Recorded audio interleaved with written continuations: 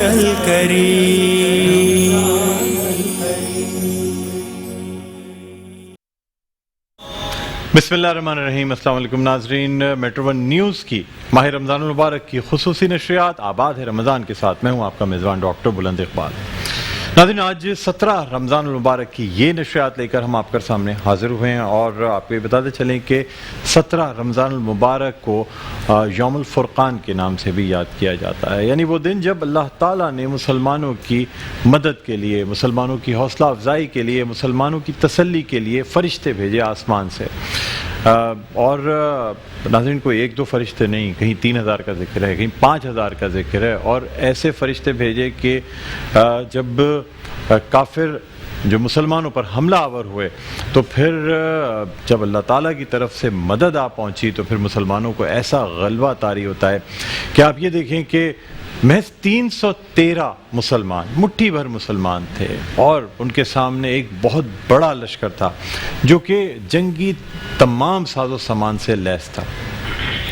मुसलमानों की अगर आप हालत ज़ाहिर देखेंगे तो 2 तलवारें सिर्फ, आप सोच सकते हैं कि कोई जंग लड़ी जाए एक बाकायदा फ़ौजियों के ख़िलाफ़ जिसमें बाकायदा मशाक फ़ौजी मौजूद हों और उसके साथ साथ बाकायदा तैयारी से जो लोग आए हों, लेकिन फिर भी सिर्फ 313 मुसलमान। और जब रसूलुल्लाह सल्लल्लाहु अलैहि वसल्लम दुआ फरमाते हैं कि या अल्लाह ये चंद मुट्ठी भर मुसलमान जो तेरे नाम लेवाएं, अगर आज इन्हें फ़तह नसीब ना हुई तो फिर तेरा नाम लेने वाला इस दुनिया में कोई ना होगा। ये दुआ अल्लाह ताला ने ऐसी मकबूल फरमाई कि काफिरों को मुंह की खानी पड़ी, यानी बुरी तरह शिकस्त का सामना करना पड़ा। माल गनीमत भी मुसलमानों के हाथ आया और इस दिन को यौमुल फुरक़ान के नाम से याद किया जाता है। इसी वाले से अल्लाह ताला ने सूरह आल इमरान में तज़किरा भी फरमाया है। मैं इसका तर्जुमा आपके सामने पेश करता हूँ। आज इन्हीं आयात की तिलावत भी पेश की गई है। सूरह आल इमरान आयात 123 ta 126। और खुदा ने जंग बदर में भी तुम्हारी मदद की थी और उस वक्त भी तुम बेसरो सामान थे, बस खुदा से डरो और उन एहसानों को याद करो ताकि शुक्र करो।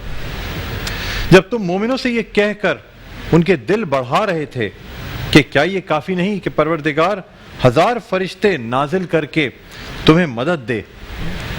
हाँ, अगर तुम दिल को मजबूत रखो और खुदा से डरते रहो और काफिर तुम पर जोश के साथ दफतन हमला कर दें तो परवरदिगार 5000 फरिश्ते जिन पर निशान होंगे तुम्हारी मदद को भेजेगा।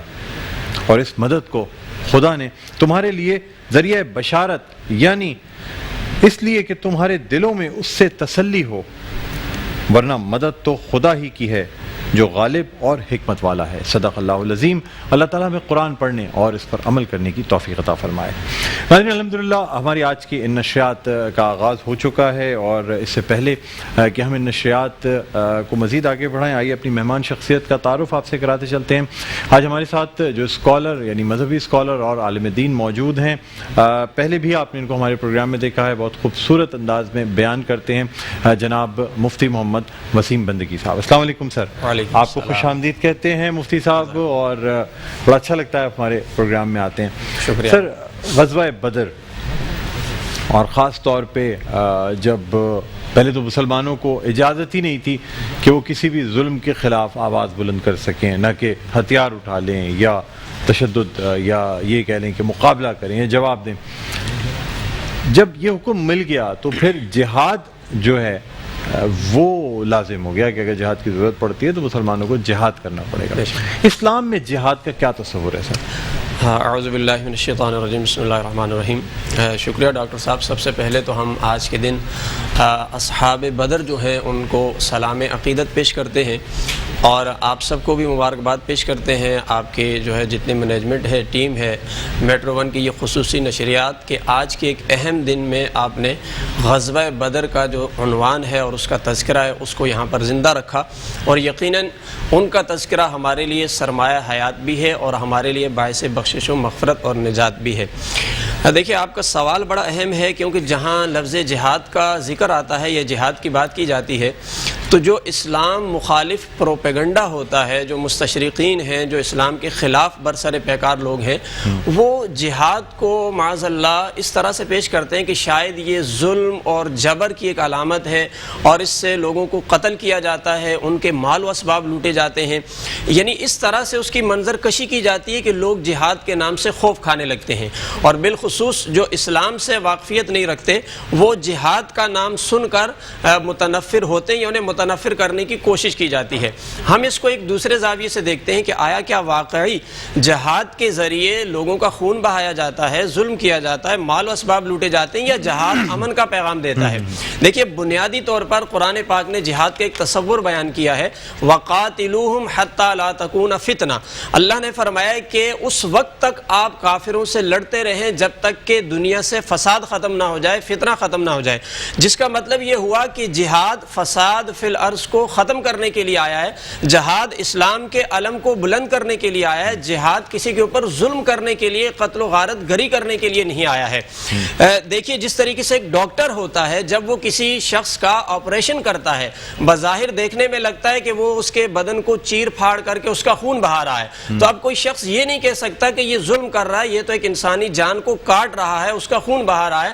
سب جانتے ہیں کہ ڈاکٹر کا یہ آپریشن اس کا خون بہانے کے لیے، اس پر ظلم کرنے کے لیے نہیں ہے، اس کے بدن کی بیماری کو دور کرنے کے لیے ہے. اسی طرح جو اسلام کا جہاد بظاہر جس میں لڑنا نظر آتا ہے، جس میں قتل بھی بعض جگہ نظر آتا ہے اور کہیں لشکر کشی بھی نظر آتی ہے، اس کا مقصد ہرگز کسی کو نقصان پہنچانا نہیں ہے بلکہ دنیا سے فساد ختم کرنا ہے. اگر ہم جدید تہذیب کے ساتھ، جدید دنیا کی جنگوں کے ساتھ کچھ موازنہ کر کے سمجھنا چاہیں کہ یہ جو تصور ہے کہ جہاد سے شاید خون بہایا جاتا ہے، قتل کیا جاتا ہے، تو ہمیں بات سمجھ میں آ جائے گی. دیکھیں، اسلام کے اندر کم از کم 27 کے قریب غزوات ہیں جن کے اندر حضور علیہ السلام شریک رہے بشمول اختلاف کے، اور تقریباً 56 کے قریب وہ جنگیں ہیں جو حضور علیہ السلام کے زمانے میں لڑی گئی ہیں جس میں آپ بنفس نفیس شریک نہیں ہوئے. ٹوٹل خلاصہ یہ نکلتا ہے کہ کم از کم 83 جنگیں لڑی گئی. اب ذرا آپ موازنہ کریں کہ ان 83 جنگوں کے اندر دونوں اطراف سے فریقین کے کتنے لوگ مارے گئے، کہ جس سے کم از کم ہمیں یہ نظریہ واضح ہو کہ کیا واقعی جہاد کا مقصد لوگوں کو قتل کرنا ہے. 83 کے قریب جنگیں لڑی گئی اور اس میں تقریباً 1040 کے قریب لوگ مارے گئے دونوں طرف سے. یعنی اتنے بڑے پیمانے پر جنگیں ہوئی ہیں اور مرنے والے افراد کتنے ہیں؟ تقریباً 1000 کے قریب. دیکھیں نا، جب اللہ تعالیٰ کی طرف سے اجازت مل گئی تھی، اور بات جو ہم جب یہ کہتے ہیں کہ مطلب ٹھیک ہے، اسلام بالکل امن کا مذہب ہے. جب رسول اللہ صلی اللہ علیہ وآلہ وسلم نے لا الہ الا مطلب کلمہ بلند کر فرما دیا، اور اس کے بعد یہ جو ایک پرابلم شروع ہوئی خاص طور پہ اعلان نبوت کے بعد، اب یہ تو لا الہ الا اللہ محمد رسول اللہ سے یہ جو مخالفت ہے یہ شروع ہو گئی. کفار مکہ نے رسول اللہ صلی اللہ علیہ وآلہ وسلم کو مظالم کا نشانہ بنانا شروع کر دیا. اس کے بعد پھر نہ صرف خاندان ابی طالب بلکہ جو رفقا تھے رسول اللہ صلی اللہ علیہ وآلہ وسلم کے، اصحاب جو ہیں صحابہ کرام رضوان اللہ علیہم اجمعین، ان کو بدترین ظلم کا نشانہ بنایا گیا. جب تک اللہ تعالیٰ کی طرف سے حکم نہیں تھا مسلمان خاموش رہے. لیکن مفتی صاحب، جب حکم آ گیا اور یہ اجازت مل گئی کہ اب اگر کفار جو ہیں وہ مسلمانوں کو ظلم کا نشانہ بنائیں گے تو مسلمانوں کو بھی تلوار اٹھانے کی اجازت ہوگی، تو سر پھر تو اوپن فائٹ ہو گئی نا، تو اب تو پھر کوئی بات ہے ہی نہیں. اب تو اصل میں اس تناظر میں اس بات کو سمجھانا چاہ رہا ہوں. آپ کی بات بالکل درست ہے کہ جب اللہ کی طرف سے اجازت مل گئی، سیدھا جواب تو یہ کہ آپ کچھ بھی کریں اب جہاد کے اندر. لیکن ایک اس نظریے سے، اس پوائنٹ سے بات کرنا چاہ رہے ہیں کہ جہاد کو شاید یہ سمجھا جاتا ہے کہ اس سے لوگوں کا خون بہایا جا رہا ہے. جیسے میں نے کہا کہ 1000 کے قریب فریقین سے مرتے ہیں 83 جنگوں کے اندر. اب آپ آ جائیے اس جدید تہذیب کے اوپر جو انسانیت کے ٹھیکیدار بنتے ہیں، جو انسانیت کا نام لیتے ہیں. پچھلی صدی میں 2 عالمی جنگیں ہوئی. دوسری عالمی جنگ کے اندر کم از کم فریقین کے 1.5 سے 2 کروڑ افراد مرے ہیں. اب آپ دیکھیے کہ انسانیت کا خون بہانا یہ جدید تہذیب کے ذمے آتا ہے یا اسلام کے دامن میں آتا ہے؟ اسلام تو امن کا درس دیتا ہے. اسلام نے تو اتنی بڑے پیمانے پر جنگیں ہوئی، بلکہ جب فتح مکہ ہو گئی تھی تو اس وقت تو پورا موقع تھا. آپ چنگیز خان خان کو دیکھیں، ہلاکو خان کو دیکھیں، آپ تاریخ بھری پڑھی ہے کہ جب کسی علاقے پر لشکر کشی کی جاتی اور جب فتح مل جاتی تو کیا کیا جاتا تھا؟ انسانی سروں کے مینار بنائے جاتے تھے۔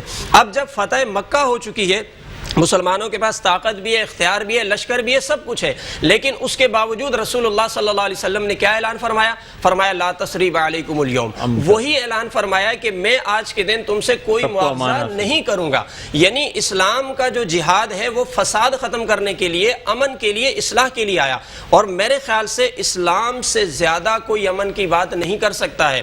اسلام نے جتنا امن کا درس دیا ہے، آپ قرآن اٹھا کر پڑھیں، وَلَقَدْ كَرَّمْنَا بَنِي آدم، یہاں پر اللہ نے فرمایا کہ ہم نے بنی آدم کو معزز بنایا، بنی آدم کو مکرم بنایا۔ یہاں پر جو لوگ انسانیت کی بات کرتے ہیں وہ اپنے ملک تک، اپنی سرحدوں تک محدود رہ کر انسانیت کی بات کرتے ہیں۔ اسلام نے انسانیت کی بات کی ہے دائرہ اسلام سے باہر نکل کر، بلکہ پوری انسانیت کے لیے بات کی ہے۔ یہاں قرآن نے یہ نہیں کہا جو مسلمان ہوگا اس کے لیے جو ہے اعزاز ہوگا، اسے انسانیت کی بنیاد پر امن فراہم کیا جائے گا، بلکہ اسلام کہتا ہے جو بھی انسان ہوگا بحیثیت انسان، اسلام اس کے لیے امن ہی کا درس لے کر آئے گا۔ رسول اللہ صلی اللہ علیہ وسلم سے جب یہ پوچھا گیا کہ اللہ کے رسول مومن کی تعریف کیا ہے، مومن کا درجہ مسلمان کے ایک لیول سے اوپر آتا ہے، مومن کی تعریف پوچھی گئی تو اللہ کے نبی نے فرمایا مومن وہ شخص ہے جس سے پوری انسانیت محفوظ ہو جائے، جس سے لوگوں کے جان، مال، عزت، آبرو محفوظ ہو جائے۔ تو کہنے کا مقصد یہ ہے کہ اسلام نے جب اجازت دے دی مسلمان لڑ سکتے ہیں، کسی کو قتل کر سکتے ہیں، لیکن اس قتل کرنے کے اندر بھی اللہ کی رضا کو مقصود رکھتے ہیں۔ جیسا آپ نے سوال قائم کیا کہ جب اسلام نے اجازت دے دی تو اب تو اوپن فائٹ کرنی چاہیے، لیکن آپ کو وہ واقعہ بھی یاد ہوگا جب مولا کائنات میدان جنگ کے اندر موجود ہے اور ایک شخص کو نیچے لٹا دیا ہے اور اس کی گردن پر تلوار رکھی ہے، لیکن اس نے ایک گستاخی کی، آپ کے چہرہ انور کی طرف تھوک دیا، آپ تلوار اٹھا دیتے ہیں کیونکہ آپ کہنے لگے کہ میں تمہیں اپنی ذات کے لیے مارنا نہیں چاہتا ہوں جس میں میرا غصہ، میری انا شامل ہو جائے۔ یہ تلوار تمہاری گردن پر رکھی تھی اللہ کی رضا کے لیے، سو جب تم نے میرے اوپر تھوک دیا اور گستاخی کی، اب میرا غصہ شامل ہو گیا، اب اگر میں قتل کروں گا تو کہیں اللہ کی رضا سے باہر نہ چلا جاؤں۔ یعنی کسی کو مارنا مقصود نہیں ہے بلکہ اللہ کی رضا مقصود ہے۔ جہاں اللہ کی رضا ہوگی تو وہاں مسلمان ظلم بھی سہیں گے، وہاں پر اپنے اوپر تکلیفیں بھی برداشت کریں گے، وہاں آپ دیکھیں وہ ہجرت کر کے بھی چلے جاتے ہیں، وہ اپنا علاقہ بھی چھوڑ دیتے ہیں، لیکن جہاں اللہ کی طرف سے حکم آیا تو وہ تلوار اٹھا کر میدان کے اندر بھی چلے جاتے ہیں۔ اس سے ہمیں ایک اور اہم بات پتہ چلتی ہے کہ رسول کائنات صلی اللہ علیہ وسلم آج کے دن جب غزوہ بدر میں حاضر ہوئے، ابھی جیسے آپ نے انٹرو میں بھی تذکرہ کیا کہ رسول اللہ نے دعا فرمائی تھی۔ ہمارے ہاں دعا کا ایک بڑا تصور ہے اور دعا یقیناً ہمارے لیے باعث برکت ہوتی ہے، ہمارے معاملات میں مددگار ثابت ہوتی ہے، لیکن میں اس کو ایک اور پوائنٹ سے سمجھانا چاہتا ہوں کہ مسلمان صرف یہ نہ سمجھے کہ ہم دعا پر تکیہ کر کے بیٹھ جائیں، ہم اپنے گھر میں بیٹھے رہیں، ہم اسباب کو بروئے کار نہ لائیں، ہم میدان عمل میں نہ اتریں اور صرف دعا کر کے کہیں کہ ہمارا کام ہو جائے، جیسا کہ آج کل کا مسلمان تصور کرتا ہے، دیکھتا ہے کہ میں اپنے گھر میں بیٹھا ہوں، میں محنت نہ کروں، میں علمی میدان میں نہ جاؤں، میں ٹیکنالوجی میں آگے نہ بڑھوں، اور پھر یہ ہے کہ میں دعا کے ذریعے پوری دنیا پہ کنٹرول حاصل کر لوں، تو ایسا نہیں ہوتا، بلکہ ضروری ہے کہ پہلے آپ میدان عمل میں اتریں۔ اللہ نے خود یہ فرمایا ان اللہ لا یغیر ما بقوم حتی یغیروا ما بانفسہم، فرمایا اس وقت تک اللہ تعالیٰ کسی قوم کی حالت کو نہیں بدلتا جب تک کوئی قوم خود میدان عمل میں اتر کر یہ ثابت نہیں کرتی کہ ہم اپنی حالت بدلنا چاہتے ہیں۔ لہٰذا رسول اللہ صلی اللہ علیہ وسلم نے ہمیں یہ درس دیا کہ پہلے آپ سفر کر کے میدان بدر میں گئے، آپ نے ہم صحابہ کی صفیں درست فرمائی، ان کے ہاتھوں میں ہتھیار دیے، انہیں دشمن کے سامنے کھڑا کیا، جب لڑنے کے لیے مکمل تیار ہو گئے پھر رسول اللہ نے دعا فرمائی اور یہ بتایا کہ یا اللہ ہمارے پاس جو اسباب تھے وہ سارے ہم بروئے کار لے آئے ہیں، اب ہم تیری مدد چاہتے ہیں، تیری ذات پر بھروسہ کرتے ہیں، اب تو ہماری مدد فرما۔ اللہ کے نبی نے یہ طریقہ سکھایا کہ میدان عمل میں اتر جاؤ، محنت کرو، اسباب کو بروئے کار لاؤ، پھر جب دعا کرو گے تو اللہ تمہاری مدد فرمائے گا، پھر وہ دعا عرش معلیٰ تک پہنچے گی، پھر اس کا نتیجہ سامنے آئے گا، پھر اس کا رزلٹ سامنے آئے گا تمہارے۔ صاحب جب رسول اللہ صلی اللہ علیہ وسلم نے ایک روز قبل ہی جو زمین پر نشان لگا لگا کر پیشن گوئی کر دی تھی، کیونکہ رسول اللہ صلی اللہ علیہ وسلم اللہ کے نبی اور رسول غیب کا علم جانتے تھے، بے شک چیزوں کے بارے میں پہلے سے پیشن گوئی کر دیا کرتے تھے، اور باقاعدہ میدان بدر میں ٹھیک اسی جگہ پر نشان لگا لگا کے پیشن گوئی کی جہاں پہ یہ تمام کافر جو ہے یہ واصل جہنم ہوئے۔ سر ذرا مطلب غزوہ بدر کے حوالے سے بیان فرما دیجیے گا، اور خاص طور پر دو بھائی جو کہ بہت زیادہ ایک دوسرے سے سبقت لے جانے میں کم عمر ہیں لیکن شہادت کا جذبہ ہے، ان میں لڑنے کا جذبہ ہے، رسول اللہ صلی اللہ علیہ وآلہ وسلم کے ساتھ دینے کا جذبہ ہے کہ بس کسی بھی طرح رسول اللہ صلی اللہ علیہ وآلہ وسلم کے ساتھ اس جنگ میں شرکت کرنی ہے. سر کیا فرماتے ہیں؟ ہاں بالکل، بہت ہی دو اہم باتیں آپ نے یہاں پر جو ہے ارشاد فرمائی. ایک تو آپ نے علم غیب کی طرف تھوڑا سا اشارہ کیا، اور دوسرا مسلمانوں کا جذبہ شہادت کی طرف. اس کے اندر دو بنیادیں ہیں. ایک تو یہ کہ دیکھیے کہ نبی صلی اللہ علیہ وسلم کو اللہ نے جو بھی اوصاف عطا فرمائے ہیں، جو صفات، جو عظمتیں عطا فرمائی ہیں، ان سب کا اقرار کرنا نہایت ضروری ہے. کیونکہ اگر آپ ان اوصاف کو مد نظر رکھ کر ایمان نہیں لاتے تو آپ کا ایمان شاید معتبر نہیں ہوگا. اللہ نے خود قرآن میں یہ فرمایا ہے، عالم الغیب فلا یظہر علی غیبہ احدا. فرمایا اللہ کی یہ شان نہیں ہے کہ وہ اپنا غیب کسی ہر ایک کو عطا کر دے، لیکن الا من ارتضی من رسول. فرمایا اپنے رسولوں میں سے جسے چاہتا ہے اسے منتخب کرتا ہے.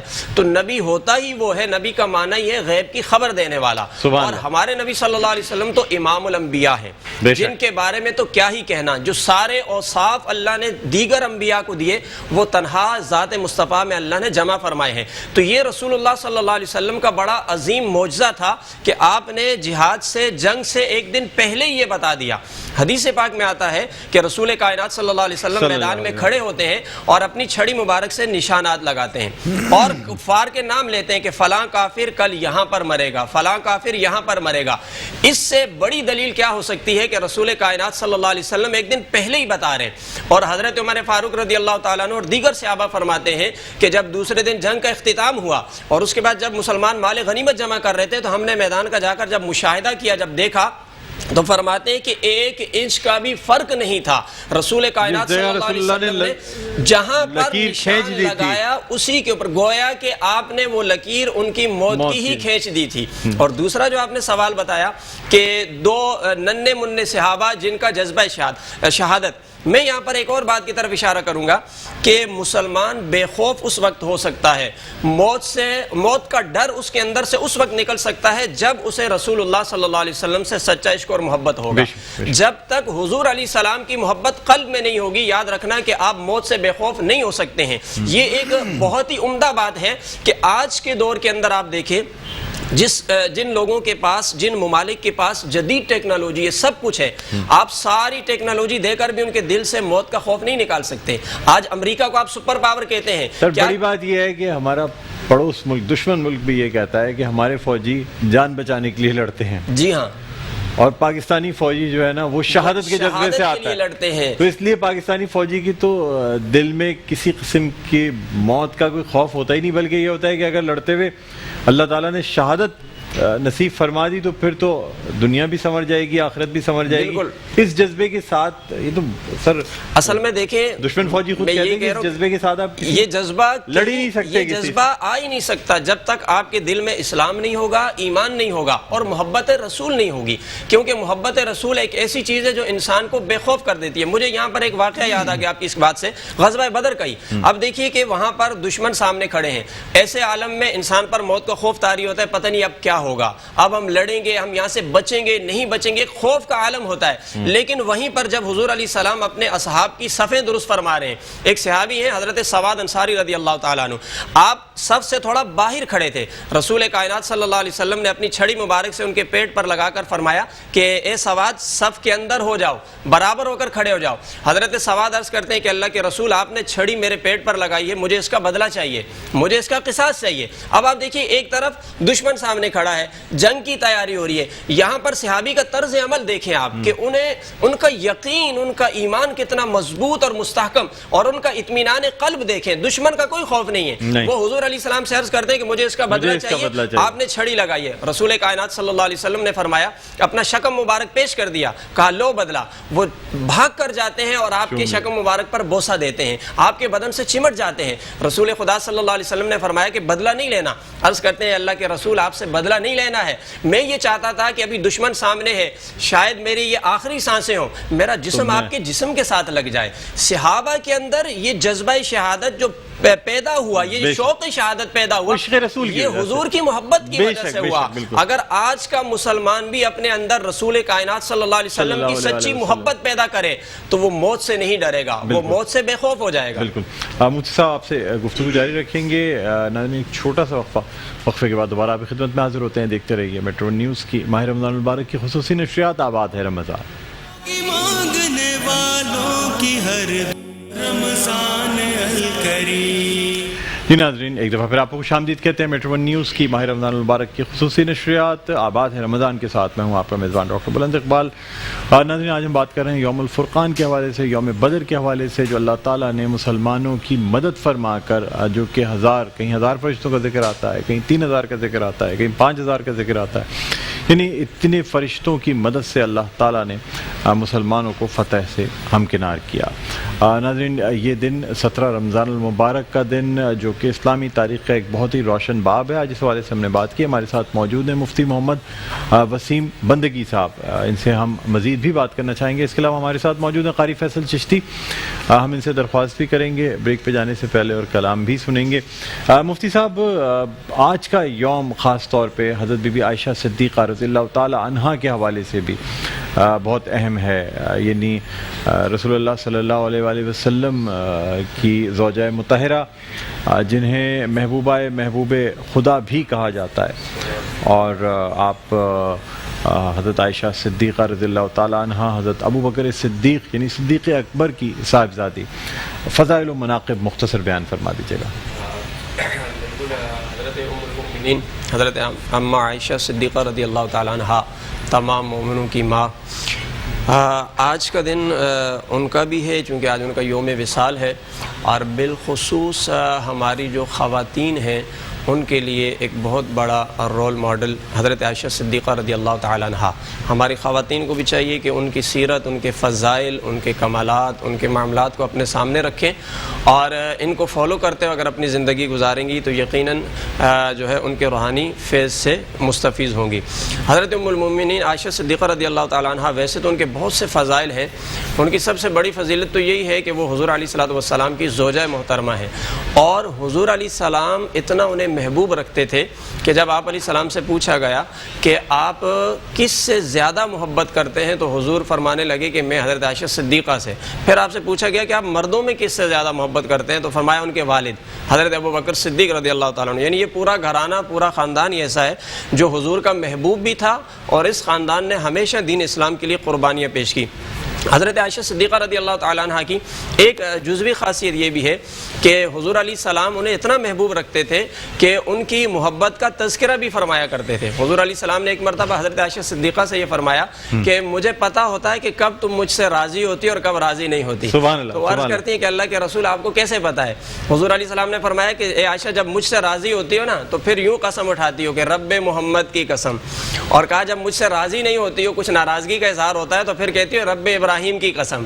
تو حضرت عائشہ صدیقہ رضی اللہ تعالیٰ عنہ عرض کرتی ہیں کہ اللہ کے رسول بالکل ایسا ہی ہے۔ اچھا، ایک واقعہ تاریخ میں بڑا اہم ہے جو واقعہ عفق کہلاتا ہے، جو آپ پر الزام لگا، آپ پر بہتان لگا، اور اس بہتان کو اللہ نے دور کرنے کے لیے قرآن پاک کی سورہ نور کے اندر 18 سے 22 آیات آپ کی شان میں نازل فرمائی۔ امام راضی یہاں پر ایک بڑا اہم نقطہ بیان کرتے ہیں جس سے حضرت عائشہ صدیقہ کی فضیلت کا پتہ چلتا ہے۔ امام راضی فرماتے ہیں کہ اللہ تعالیٰ نے 4 اشخاص ایسے ہیں جن سے تہمت کو دور فرمایا، ان میں ایک حضرت یوسف علیہ السلام، لیکن ان کی تہمت کو ایک بچے کے ذریعے دور فرمایا۔ حضرت مریم، ان کی تہمت کو حضرت عیسیٰ علیہ السلام بچے کے ذریعے، حضرت موسیٰ علیہ السلام پر تہمت لگی، ان کی تہمت کو ایک پتھر کے معجزے کے ذریعے دور کیا۔ لیکن فرماتے ہیں کہ جب عائشہ صدیقہ پر تہمت لگی تو اللہ نے خود اس تہمت کو دور فرمایا، قرآن کی آیات نازل کی۔ بہت بڑی فضیلت ہے، سبحان اللہ، بہت خوبصورت بات آپ نے کی۔ مفتی صاحب بہت بہت شکریہ، آپ تشریف لائے، بہت اچھا لگا، بہت کچھ سیکھنے کو آپ کی گفتگو سے میں نے بہت سیکھا، امید کرتے ہیں کہ دیکھنے والے ان کو بھی بہت کچھ سیکھنے کو ملا۔ بہت شکریہ۔ قاری فیصل چشتی صاحب آپ سے درخواست ہے کہ بارگاہ رسالت میں آپ صلی اللہ علیہ وآلہ وسلم ہدیہ نعت پیش کرنے کی سعادت حاصل کریں۔ جو ہو چکا ہے جو ہوگا حضور جانتے ہیں، جو ہو چکا ہے جو ہوگا حضور جانتے ہیں تیری عطا سے خدایا حضور جانتے ہیں وہ مومنوں کی تو جانوں سے بھی قریب ہوئے کہاں سے کس نے پکارا حضور جانتے ہیں اور بروز حشر شفاعت کریں گے چن چن کر کہ ہر ایک غلام کا چہرہ حضور جانتے ہیں کہاں مریں گے ابو جہل عتبہ شیبہ کہ جنگ بدر کا نقشہ کہ جنگ بدر کا نقشہ حضور جانتے ہیں تیری عطا سے خدایا حضور جانتے ہیں